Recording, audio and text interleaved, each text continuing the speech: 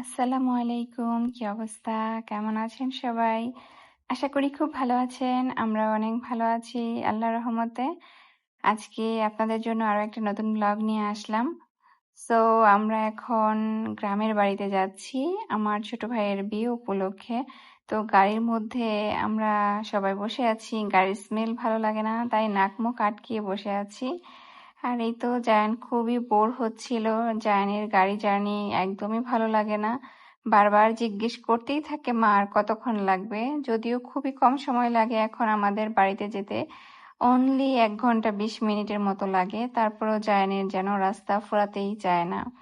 Ryan Zayan দুজনেই গাড়িতে ঘুমিয়ে গেছে, আর আমি একটু ভিডিও করতেছিলাম। আর বৃষ্টি পড়ছিল হালকা পাতলা, আকাশটা খুবই মেঘলা। আল্লাহই ভালো জানে বিয়ের মধ্যে কি অবস্থা হয় বৃষ্টি থাকলে। গ্রামের বাড়িতে বৃষ্টির মধ্যে বিয়ে হলে কি যে একটা অবস্থা হবে চিন্তাই করা যায় না। তো যাই হোক, আমরা যাচ্ছি, রাস্তা আজকে আর ফুরাচ্ছে না কেন জানি, অনেক টাইম লেগে গেছে আমাদের। ফাইনালি আমরা বাড়িতে চলে আসছি। বাড়িতে এসে দেখি বিয়ে বাড়ির সাজসজ্জা শুরু হয়ে গেছে। চারপাশে আলপনা করছে, দেন প্যান্ডেল সাজাচ্ছে। তো সব মিলিয়ে একটা বিয়ে বাড়ি ভাব অলরেডি চলে এসেছে।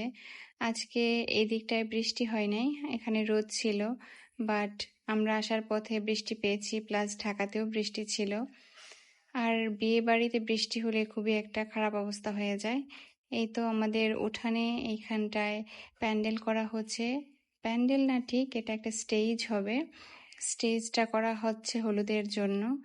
আর এই তো এই আলপনাটা ওরা গত রাতে করেছিল, আমরা সেটা ভিডিওতে দেখেছিলাম। তো ভালোই করেছে, সুন্দর লাগছিল আলপনা দেখতে। আলপনা না থাকলে আসলে বিয়ে বাড়ি একটা ভাইব আসে না। যাই হোক, সুন্দর হয়েছে সব মিলিয়ে। অনেক টাইম লাগে এগুলা করতে, অনেক পরিশ্রম হয়, আমি দেখেছি করতে। বিয়ে বাড়িতে আলপনা থাকলে সৌন্দর্যটা একটু বেশি বৃদ্ধি পেয়ে যায়, যদিও আমাদের বৃষ্টিতে সেই সৌন্দর্য বেশিক্ষণ স্থায়ী করতে পারেনি। বৃষ্টিতে খুবই বেহাল অবস্থা হয়ে গেছে, আর আরো অনেকটা আলপনা করা বাকি ছিল, যেটা পরে করবে। আর এই তো আমরা একটু বের হয়েছি, বাসায় এসে লাঞ্চ টাঞ্চ করলাম। তারপর রায়ানকে নিয়ে একটু বের হলাম, আমার ননদের আজকে বেবি হবে। তো আমরা সেই সুবাদে জয়পাড়ার দিকেই যাবো মা ছেলে। আর এই তো বিকেলবেলা একটা গুমোট পরিবেশ, আর এইদিকে বিয়ে বাড়ির গেট সাজানো হচ্ছিল। তো রায়ান আর আমি হেঁটে হেঁটে যাচ্ছিলাম, আশেপাশে কোনো রিক্সা পাচ্ছিলাম না। আমাদের বাড়ি থেকে বের হওয়ার পথে এই রাস্তাটা খুবই সুন্দর, আর এখানে চারপাশে খুবই সুন্দর ফুল ফুটে থাকে, দেখতে খুব ভালো লাগে। অনেক সুন্দর, এই ফুলগুলা কেউ ছিঁড়েও না, কারণ রাস্তাটা দুপাশে এত সুন্দর ফুল ফুটে থাকে, খুবই ভালো লাগে আসলে। আর না ছেঁড়ার কারণে এগুলোর সৌন্দর্য আরো বৃদ্ধি পায়। যাই হোক, আমরা এই তো হসপিটালে চলে আসছি। আমরা এখন ওয়েটিং এরিয়াতে ওয়েট করছি। আজকাল তো বেবি ডেলিভারি মানেই সিজারিয়ান। তো সিজার ছাড়া আজকাল গ্রামের বাড়িতে, অ্যাটলিস্ট আমাদের গ্রাম এলাকায় বেবি হওয়া খুবই কম দেখা যায়।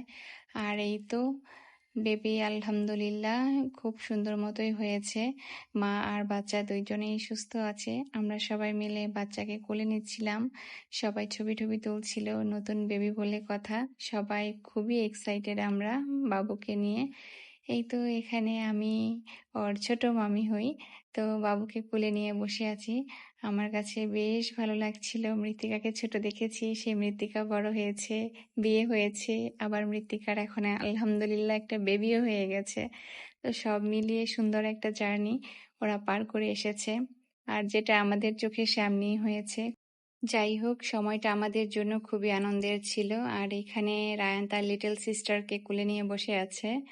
তো আমরা বাসায় চলে আসছি, এসে দেখি নতুন বউয়ের কিছু ফার্নিচার চলে আসছে। তো ফার্নিচারগুলো ঘরে উঠিয়েও ফেলেছে, কারণ আমরা অনেকটা সময় পরে এসেছি, প্রায় 4 ঘন্টা লেগেছে আমাদের বাসায় আসতে। তো হসপিটাল আমরা অনেকটা সময় ছিলাম।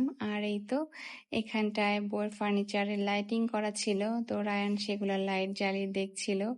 রায়ান তো খুবই এক্সাইটেড ওর নতুন মামির রুমের গোছগাছ সাজানো দেখে। তো রুমটা সুন্দর করেই সাজানো হয়েছিল, ফার্নিচারগুলো খুবই সুন্দর হয়েছে। ওরা সাদা কালার খুব লাইক করে, তাই ওদের সাদা কালার ফার্নিচার দেওয়া হয়েছে। সব মিলিয়ে রুমটা যখন সাজানো হবে, সব ফার্নিচারগুলো পরিষ্কার করে দেন চাদর বিছিয়ে, তখন আশা করি সুন্দর লাগবে।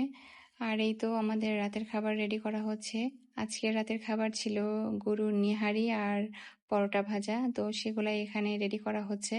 এখানে নিহারি রান্না করা হয়ে গেছে, নিহারি তো সকাল থেকে জাল হচ্ছিল, তো ফাইনালি রাতের বেলা এটাকে বাগার দেওয়া হয়ে গেছে। এখন সবাই মজা মজা করে খাবে। তো এখানে রান্না হয়ে গেছে, আমি একটু নাড়াচাড়া করে দেখছিলাম। তো দেখতে খুব ইয়াম্মি লাগছিল। আমাদের বাসায় কিন্তু এভাবেই রান্না করে, হলুদ দেয় না নেহারিতে, এভাবে সাদা সাদা রান্না করে।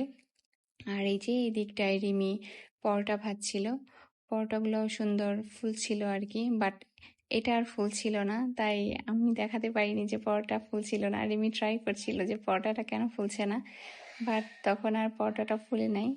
যাই হোক, আমাদের নাস্তা অলমোস্ট রেডি। আর এই যে হঠাৎ করে কারেন্টটা চলে গেল, আর আমাদের এখন ক্যান্ডেল লাইট ডিনার হয়ে যাবে, সেই সুবাদে ভালোই হয়েছে। আপনাদের আজকের ব্লগটা কেমন লাগলো আমাদের জানাবেন। আশা করি সব মিলিয়ে আপনারা আমার ব্লগটা পছন্দ করবেন। আল্লাহ হাফেজ।